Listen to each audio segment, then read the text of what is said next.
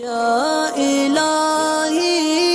بخش دے سید کو روز حشر تو۔ شیخ الماس ہیں، ان کا سوال یہ ہے کہ عورت کے اگر جسم سے بدبو آتی ہو اور ابھی نہانا پاسبل نہ ہو تو کیا ایسی صورت میں عورت عطر وغیرہ لگا سکتی ہے یا نہیں،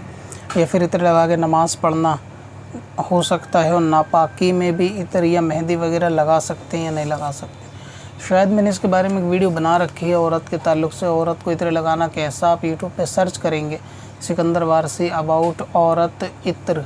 اس ٹیگ کے ساتھ تو شاید آپ کو وہ ویڈیو مل جائے گی۔ اگر عورت سے جسم سے بدبو آتی ہو اور اس سے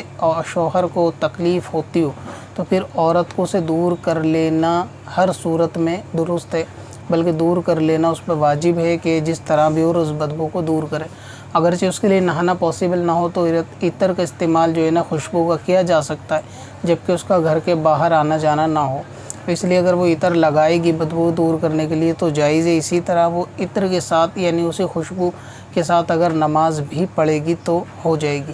اور ناپاکی کی حالت میں مہندی وغیرہ ہاتھ کے اوپر لگانا یہ جائز ہے، اس میں کوئی کراہت نہیں ہے، مہندی لگائی جا سکتی ہے عورت کی۔ اور شاید مہندی ناپاکی میں لگانے کے بارے میں بھی ویڈیو آلریڈی بنی ہوئی ہے، اگر آپ اس کو بھی سرچ کریں گے تو مل جائے گی۔ تو عورت کو اپنے جسم کے بدبو کو دور کرنا کہ جس سے تکلیف ہوتی ہو یہ جائز ہے، اور اس سے عطر کے ذریعے یا نہانے کے ذریعے دونوں سے کیا جا سکتا ہے۔ کب